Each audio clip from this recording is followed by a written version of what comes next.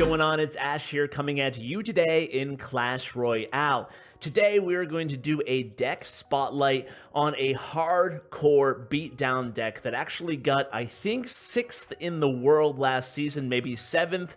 But either way, we're going to have pro tips with Saint Belikin on. He was kind enough to do a really elaborate deck write-up for this deck that we're looking at right now. The other deck that I just flashed on the screen, the Prince, the normal Prince beatdown, we'll show a replay or two towards the end of this video for as well. But as far as the strategy tips go, we're going to stick to the hardcore Balloon, Golem, Rage, Dark Prince beatdown deck. It's a really fun, high risk, high reward deck to play. Not going to make any apologies for that. We're going to talk about how to mitigate some of that risk in today's episode. We're also going to end with something a little bit different. We're going to talk about Tom Brady and life lessons, whether you love or hate the guy. I do want to share a little audio clip with you guys and then give my thoughts, just trying to bring a little variety to the channel as I always try to do. So let's anyway hop into the first replay in just a second here. You can see it was actually 10th. I stand corrected. Dr. Main is Saint Belikin's sponsored account, and I always get all the accounts screwed up. I apologize. I said it was Hazard's account in a video 3 or 4 days ago. It is in fact Saint Belikin, and he's the one who was kind enough to give a nice big long write-up on this deck today as we watch it in action. And we're going to talk about the main offensive win condition, how to execute with that win condition. We're also going to talk again about defense, how to mitigate some of that risk against different types of deck inside the meta right now.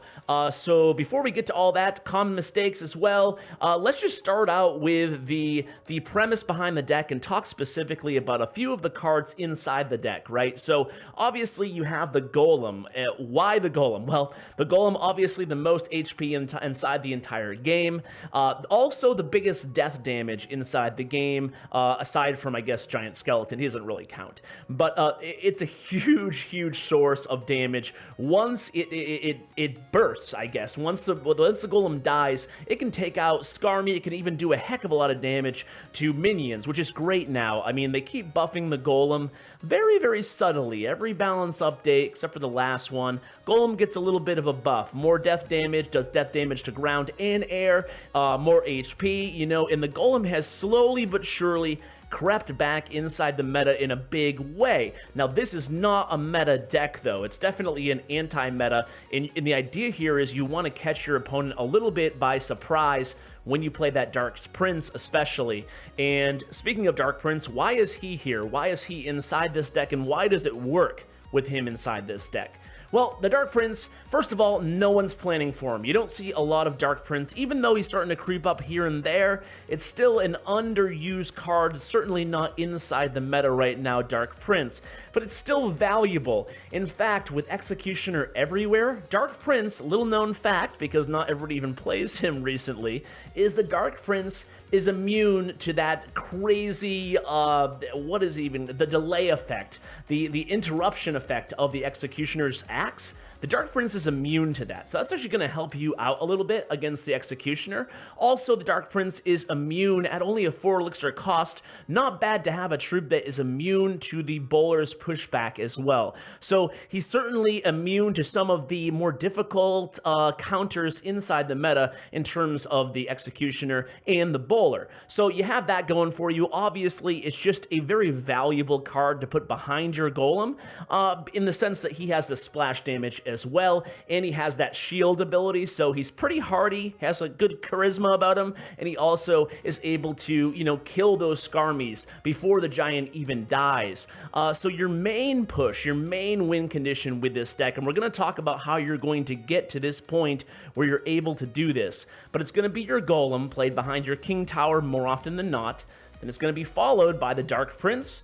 Then it's going to be followed by either the Mega Minion sometimes if you have 2 pumps on the board, or even 1 pump on the board in double elixir time. You're able to get all 4 of these guys off, but more often than not, it's going to be Golem, Dark Prince, or Mega Minion, followed by the Balloon. Okay, so that is a nasty offensive punch, and you're going to be able to punish your opponent with it, all right? It's very difficult to defend.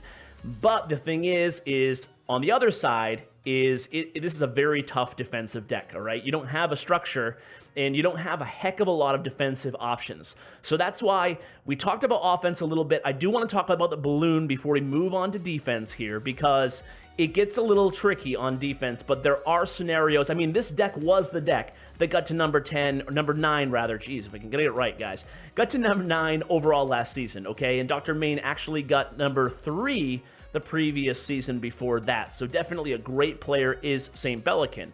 And he was able to use this deck with a lot of success, and he also uses it in tournament level standards with a lot of success. Now, this deck has a lot of epics in it, so it's not super free to play friendly. At the same time, it is viable with tournament level standards using the same principles we're talking about in today's video. So moving on here, let's talk about the, well, arrows too. Okay, balloon, right? Because balloon brings on the arrows. So Belikin says that the balloon is important in this deck. Obviously, it's part of your win con. So the balloon, its purpose is it's a slow methodical deck to begin with. Everything in here besides the Dark Prince, Skarmy, I guess, is slow moving, and your pushes are going to be slow moving. That's why you have Rage, we'll talk about in a second, right? So you're going to play that balloon, and it's going to be a slow-moving card, but at the same time, that's going to be your only card that can deal a ton of damage to a tower on your big pushes and in a short amount of time. So your balloon is going to be your huge offensive weapon. Now, you don't have to combo the balloon and the Golem, the Dark Prince, and the Mega Minion. That's just your perfect world scenario. You do have a fast push option, and that is just Balloon and Rage or Balloon Dark Prince and Rage. And you can do that in the opposite lane if your opponent makes a very costly mistake by, say, putting down a Golem when you know they have no elixir. When you know you have the advantage, you can still punish your opponent with this deck, and Belikin actually does that and advises others to do that often. So you can go ahead and hit the other lane hard with a Dark Prince Balloon Rage, or if you know that their building, if they have one, is out of rotation, you can just go straight up Balloon Rage. Then you just want to make sure you have the arrows on standby, okay? So the arrows are going to be very important in this deck, and there's a reason that Belikin shows arrows in this deck. By the way, we don't know exactly who first came up with this deck, but Lupanji is who shared it with Belikin. So just want to give credit where credit is due the best I can. So how do you deal with minions? I mean, what's the best counter to balloons, right? Minions. Minion Horde, specifically, and even minions, they can tear through a balloon in a matter of seconds. So what you want to do is have those arrows ready on hover, meaning you're dragging them right over your balloon area, and you're protecting that balloon with the preemptive arrows if you know they're going to play minions or minion horde. Now, Belikin, what he says he does is, because it's such a turning point in the match in terms of offensively, when you play those arrows and you can preemptively kill your opponent's minions, he'll oftentimes just take the risk with a prediction arrow, especially if he knows the opponent does have those minions, and he won't always hit on that. Maybe it's a 50% hit rate, but the worst case scenario is you invest 3 elixir and you waste them on like barbarians, which they might play to counter your golem instead. So it depends on what your opponent has, but you do have those arrows. So now as we move on to the third replay here, let's talk a little bit about defense. We'll get back to the Rage in a second as well, because I do want to talk about the Rage. So defense. Again, this is a type of deck where if you're not the type of player who's comfortable taking a little bit of damage to your towers, not going to be the deck for you. Just going to throw that out there, right? I mean, you have to be comfortable with taking some damage to your tower, some chip damage, or even losing a tower here. You're going to get a lot of 3 crowns with this deck. You're also going to lose some matches with this deck. You can't win them all with this deck. This is a feast or famine deck in a lot of ways, but I can guarantee when it works, you're going to be like, wow, this deck is OP. When it doesn't work, you're going to be like, Ash, this deck sucks, man. But you know what? Hopefully, with this coming advice here on defense from Belikin, hopefully, and by the way, I'm going to link a Reddit post for you guys if you want to read the whole guide. Again, very in-depth guide to this deck, right? So if you want to go ahead and avoid these common mistakes we're going to talk about in just a second, here's what you want to do to set yourself up defensively, right? So you have to be able to take that chip damage. If your opponent throws a lot at you, for example, 2 scenarios we'll talk about. A Hog Rider and an Ice Golem coming at you right now. Scenario number 1. What do you want to do? Well, Belikin says you want to take a few hits on that Hog Rider because you don't have the defensive firepower to stop that push. So you want to invest 4 elixir on your Dark Prince to stop that push. He's going to hit both of the targets at the same time. He's going to mitigate some of that damage done by the Hog Rider. But you'll be up 2 elixir. You'll take a little bit of chip damage. You know their win condition is out of their hand, and then you can mount a big push of your own, right? So one last thing on offense. Forgot to mention this, and this is a very important point. Do not start a big push unless you have at least 1 pump on the board, and that's very important. Belikin tries to get 2 pumps on the board before he starts a big push. Ideally 2, that'd be awesome, but at least have 1. You need the elixir flowing very well to succeed with this deck. So always, always, always pump up. Pump up with this deck, okay? Wow, that's awful. Okay, so defense, all right? So against the Hog, you just want to go ahead and take the elixir advantage. Take a few hits, take a few swings to your tower from that Hog, invest the 4, and stop the 6. Against a big beatdown, I mean, your biggest weapon by far is going to be your Skarmy, your skeleton army, but of course your opponent's going to be prepared for that. They're probably going to go ahead and keep their log or their zap ready in rotation to stop your skeleton army once they know you have it. Then you're just going to have to rely on your Mega Minion and your Dark Prince. If it's a big push, you're going to have to use both of them. If it's not a big push, just use 1, take a little bit of damage again. So that's what you're going to want to do defensively. You're going to have to take damage again, and then hopefully this is a great comeback deck. In the end of your battles, you're going to make a lot of comebacks with this deck, and you're going to get a lot of 3 crowns in double elixir time. So that's pretty much the offense and defense. As far as common mistakes, there's a few of them with this deck, and I'm just going to go ahead and hop right into the next replay here with the Prince deck as I talk about the common mistakes, and we'll talk about Tom Brady, which means nothing to you right now.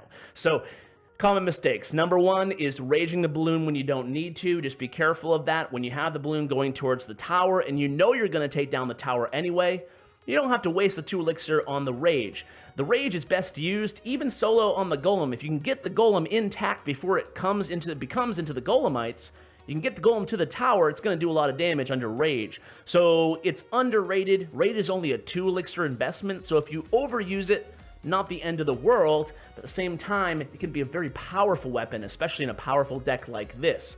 So you can rage on a big push, and you can rage solo on the balloon, but just be careful you don't use it when you don't need to, okay?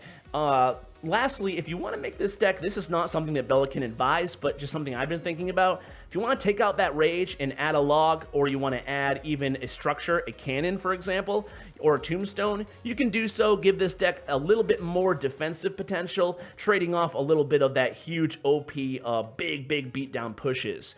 So the other mistake are people are too slow with the arrows. Again, we talked about that. You want to hover and sometimes even predict with your arrows when you know they have the minions and you're going to be unleashing that balloon. So don't be afraid to miss on the arrows sometimes, but you want to make sure you use them. They're in the deck for a reason. And the last one is do not ever with this deck put down the golem as your first play. Because you can get punished so badly because you don't have that structure. You don't have those cycle cards that you can quickly distract elite barbarians at the bridge. So just be super careful.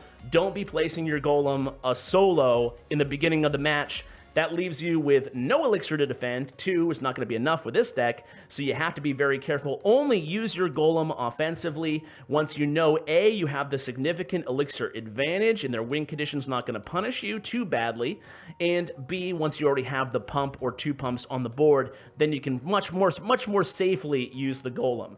So, on to Tom Brady. So again, guys, okay, so I'm from New England. I actually live about 20 minutes from Gillette Stadium in Foxborough, Mass. So I'm a lifelong New England Patriots fan. I know, first of all, my audience is only 33% American, so a lot of you probably know nothing about the Patriots or about American football and probably could care less. That's not what I'm here to talk about, even though, you know, wow, that was a great game, if in case you caught it. But not going to talk about the game. Going to talk about an interview that I heard Tom Brady today. By the way, if you have no interest in Clash Royale, feel free to turn it off.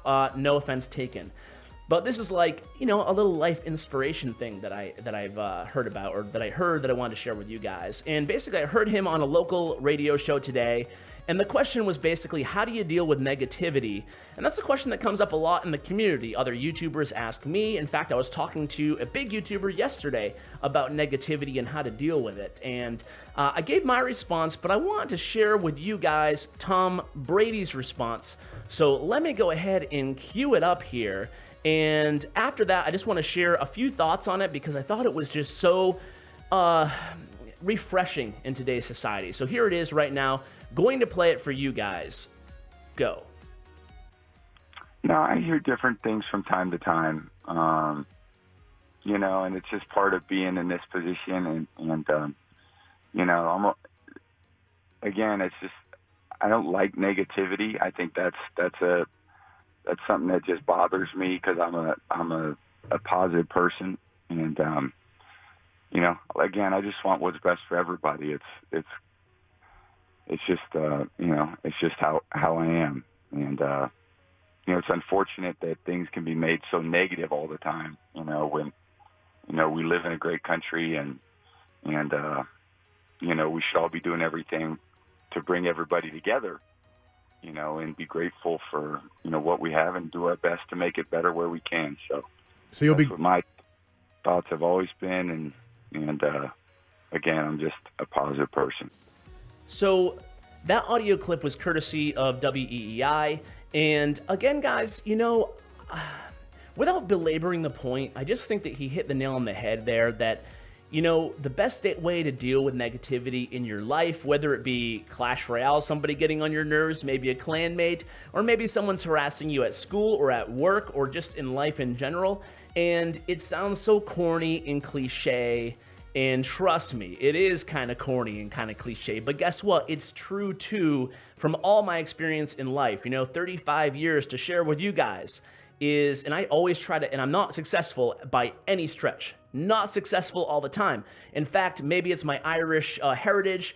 No offense to Irish people. I mean, I am one. But, you know, I'm feisty. You know, I can be feisty in real life. And I need advice like that or the sobering thoughts of Tom Brady to how to deal with negativity and how to kind of take a deep breath sometimes and realize that life shouldn't be a series of trolls and arguments and witty comments at one another, you know? So if someone's getting on your nerves, or if you feel passionate about something and you feel moved to share your opinion on it, just try to be respectful. It's so much more difficult to be respectful and kind of take things in stride than it is to react. It's something that it's just so apparent. Everybody's quick to react in today's society, it seems like, right? It seems like everybody just wants to give that snippet or defend their stance or call somebody else a loser or call somebody else stupid for having a different point of view than them or not being able to understand people who have a different political, religious, or just philosophical point of view or just a very trivial point of view on anything. And it's so quickly in this internet age, everything escalates so quickly, you know? So it's so difficult to do, but I hope this serves as a reminder that, you know, how Tom deals with negativity. Maybe some of you guys can use that positivity. And this is not a book that I necessarily resonated with me, but I heard that a book called The 4 Agreements is what gave Tom Brady inspiration for dealing with negativity. So I'll include a link to that for you guys in the description below. It's kind of like a self-helpy type book. Again, it didn't super resonate with me, but it has some good points. Basically, it's 4 agreements that you can make with yourself to try to make yourself happier and live a happy life without that negativity. So I just wanted to share that little story with you guys. Hopefully it brightened up your day in just a little way. Either way, hope you enjoyed the deck review. Thanks again to Saint Belikin. Thanks again to all of you guys for watching. Remember, I always got your back, and as always, take care, guys.